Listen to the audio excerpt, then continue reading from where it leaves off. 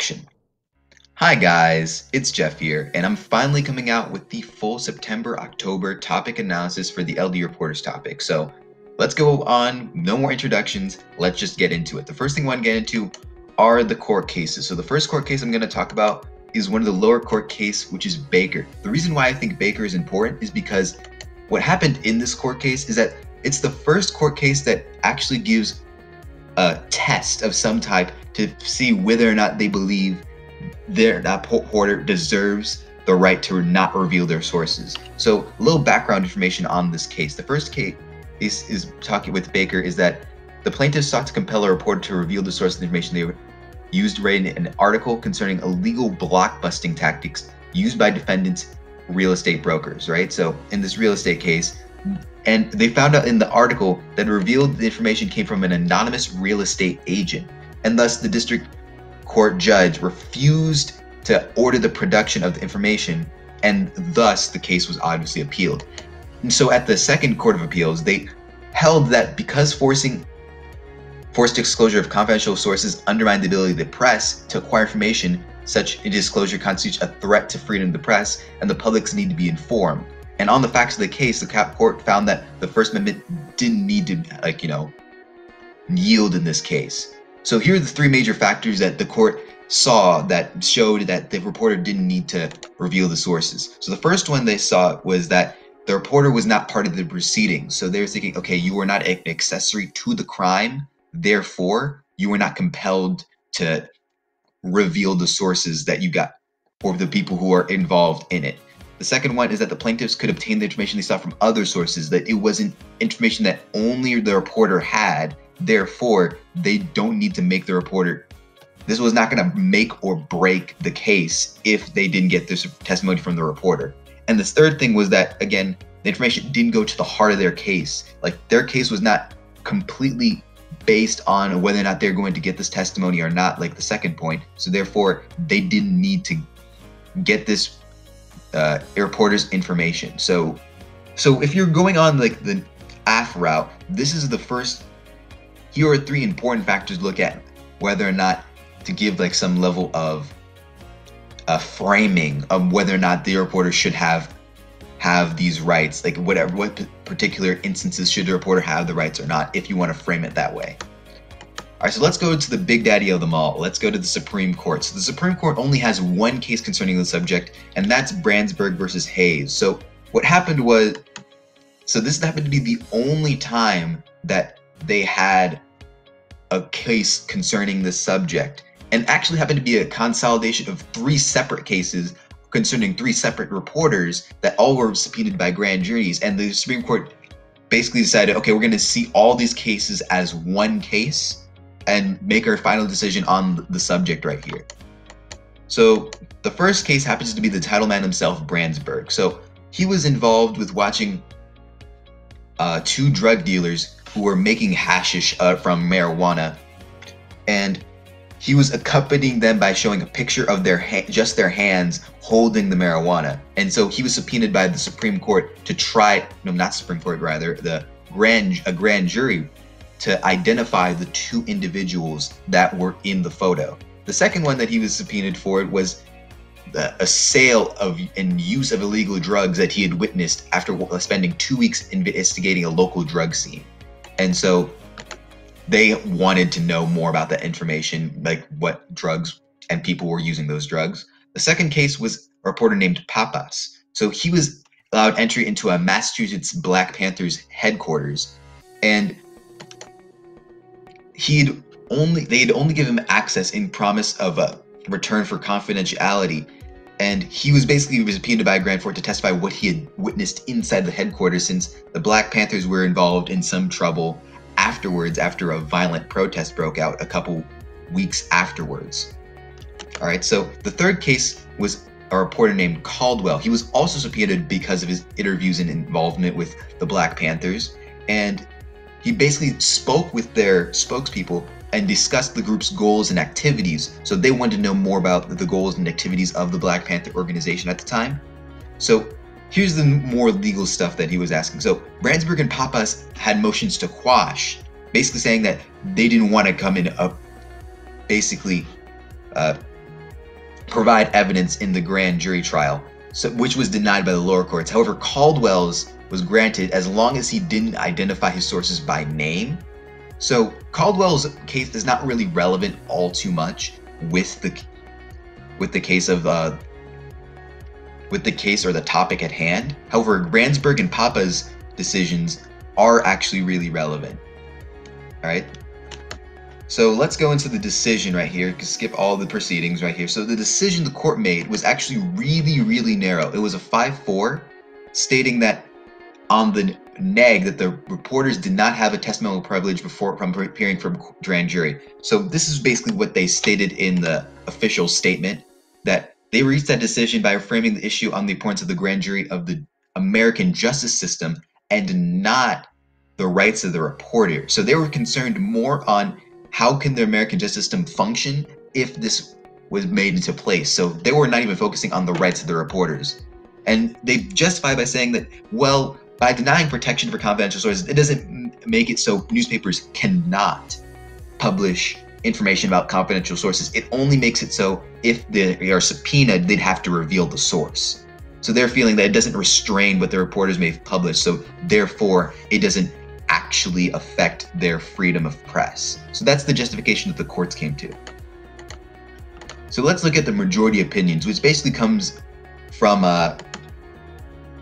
Justice White, who basically sums up his opinion, pretty much relevant. The opinions are really long. I suggest you go read them online when you have the chance. But this paragraph, you can pause it right here to read it, but I'm just gonna sum it up right here. So he basically says the court would not need to create a functionally new amendment for this protection to be considered constitutional, and that's the reason why, as with the justices who voted with him, that they did not feel comfortable in allowing them to have this sort of protection. So that's why they voted on the neg side. Well, neg side as according to the current resolution right here. So when I'm saying A for neg, I want you to understand I mean A for neg as into the current resolution of reporters ought to have protection for their confidential sources. All right, so the dissenting opinion coming up on the aft side of the resolution was by Justice Stewart, and you can pause here to read the full thing right here, but basically what he says is that the chilling effect will happen where the reporters are not going to be able to get their sources to get adequate information to the public, and that's going to disincentivize reporters from getting information from sources that want confidentiality. So therefore that's going to ruin the freedom of the press, and they'll allow the press, if they continue to do so, basically be used as an instrument of the government in order to gain more convictions, which they're saying is bad. So if you pause the video or happen to skim through the paragraph, you notice that Justice Stewart actually mentions Justice Powell's opinion, who happens to be one of the concurring opinions. So here's another thing we're going to get into. We're going to get into Justice Powell's opinion. So Justice Powell has a very interesting position here, because he's actually the deciding vote on the 5-4 side, and he actually votes with the other justices on saying that the reporters should not have this state. However, his reasoning is actually fairly interesting, and I suggest you read the whole decision and opinion for himself, because it's fairly nuanced. But essentially what he says here is that while he agrees with the opinions of Justice Stewart that the chilling effect could occur, he does not feel that the individual cases present in the individual cases present in the case of Branzburg versus Hayes, all three of the reporters did not have a right in that instance to deny or to have that privilege to not appear before the grand jury. So this means that he voted on with the Justice White and the others, not because he believed in the sentiment, but he believed that these particular men did not actually deserve to have that protection in this instance. He actually makes it very clear in his opinion that he does not want this case to be used as precedent for other lower level courts or other cases of the same type, because he feels that it's not the right way it should be done. However, he knows that this is not the way that it should be used in this case.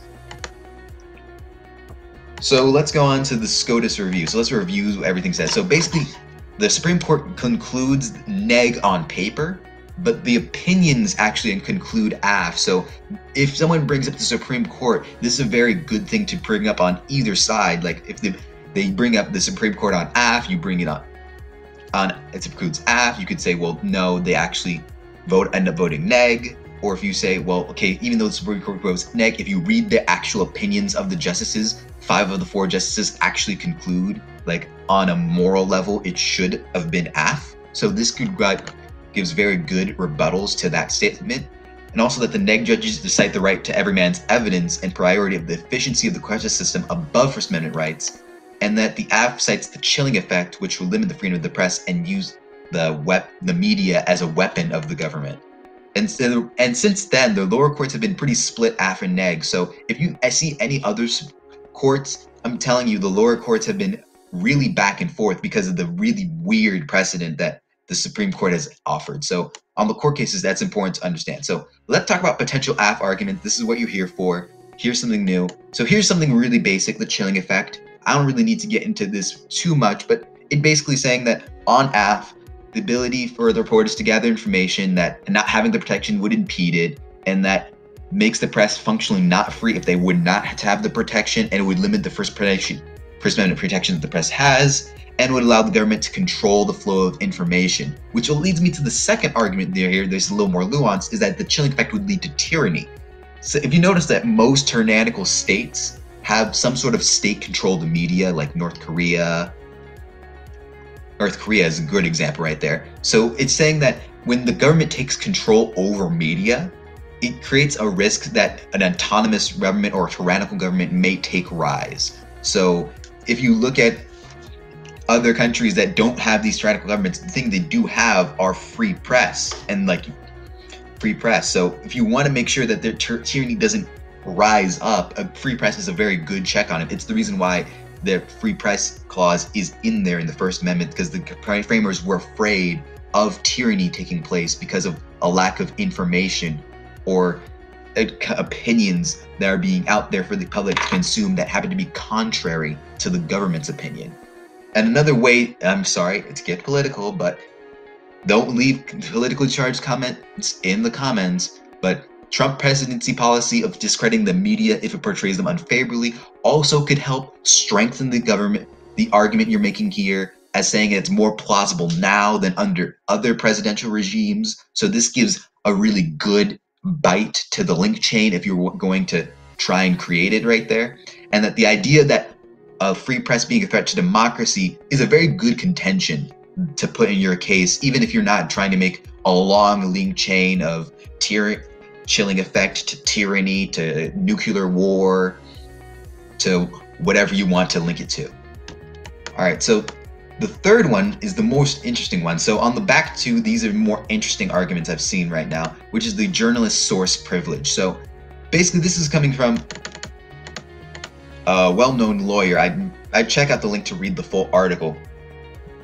But basically, it cites the idea that there are certain privileges that already happen that prevent someone from testifying in court. And one of those famous is like attorney-client privilege, that basically exempts an attorney from testifying against a client about confidential communications. And it seems that most states recognize most professionals that happen to be really close to the accused for information like medical doctors, therapists, religious advisors, and spouses. And it's basically saying that there's a public interest from justifying the exclusion of testimony. So what it's basically saying that this would be some sort of plan action for how this could be implemented on the app, by saying we would just simply give them the same privileges that doctors and religious advisors would have right now, instead of saying because if we are allowed those people, where the only consequence would really be personal, for example, medical records being released, therapists being released, their medical records being released with medical doctors or therapists, those consequences are really only personal. Whereas with the press, the consequences of allowing these reporters to testify are far greater and have more far-reaching impacts. So if we wanted if we think it's appropriate to allow medical doctors and therapists to have them respect that level of privacy, then we probably should allow journalists to have that same sort of privilege.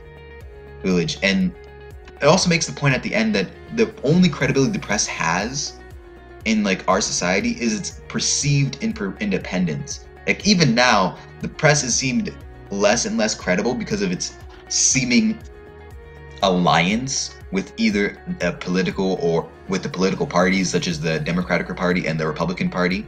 So if we even make them seem more attached to the government, that it would even make their credibility fall even worse and make the public lose faith in their reporting. So they wouldn't trust them with information of any kind. All right, so the fourth one is actually one I've cited into the topic breakdown, which you should watch here. I'm sorry, I'm shameless plugging here, but if you haven't watched the topic breakdown I've done earlier in the week, you should watch that. But this is the idea of the protection of companies. So if you're familiar with the story of John Oliver versus Robert Blankenship, then you probably see what I'm going with, but I'm just going to explain it here real quick. So what happened was John Oliver on his HBO show was talking about revealing an expose on Robert Blankenship, who happens to be an oil mining baron. And he basically released the expose talking about his unethical practices. And so he happens to, Blankenship actually sues Oliver and HBO for defamation. And here's the interesting caveat in this case. Oliver actually cites information from plenty of anonymous miners that happen to work for Blankenship's company. So if you make the case that the protection should be for against companies or some sort of qualified immunity from lawsuit, you make the case that the protection of the identities present in corporate retaliation against the employee should be there. So for example, the Oliver would say, okay, we can't reveal those minor sources because they happen to work for Robert Blankenship. So if we were to reveal their identities, this would allow Blankenship to fire them or blacklist them or cause corporate harm or financial harm to these people. Thus, we need to make sure that these people have their identities protected so they could reveal this information to the press and allow for companies to be exposed for underhanded dealings or of some kind. So that's a really interesting way you might want to go on the AF. It's a very good argument you might go with. So that's what I was thinking of. So let's talk about the neg right here. The neg, I'm going to be honest, is not the one I feel the strongest about, but I still think there are plenty of good arguments right here. So the first one I was thinking of might be the court clog disadvantage, by saying that, remember with the beginning where they're talking about the role of the American justice system and that how they have a duty for all citizens to participate in the criminal justice system. So along the same vein, you come up with a court clog argument saying that this immunity would slow down the court system because they would be less likely for them to get information. And if you debated last year, you should have enough evidence to set it up. If not, I would suggest you go look at court clog information. There's plenty of it on the web concerning the previous topic from last year. So the second one would be inequality. So this is an interesting argument. So under federal law, you are required to report a crime or report information of the crime if you have knowledge of the commission of a felony, the felony actually occurred, and the felony happens to be a federal offense. And you are actually punished fairly harshly. Like you'd get either 3 years in prison or a $250,000 fine, or both if it's deemed necessary. So where the inequality argument comes here is that if you allow reporters who are subpoenaed to refuse to face the consequences, that would give the reporters the ability to forego the law, putting them, basically allowing them to subvert the idea of them being equal class citizens to everyone else. So allowing them to not testify would basically cause some inequality between the reporter and the average citizen, because if a reporter is able to subvert it, why isn't an average citizen allowed to? That's a more tangible. If you're better with inequality arguments, this is something that you might want to go for. It's a little less unexpected than the other ones, okay? The third one, which I feel is even better, is accountability. So basically due to the rise of fake news and yellow journalism, it can be argued that having reporters reveal their sources can allow for news stories to have greater accountability.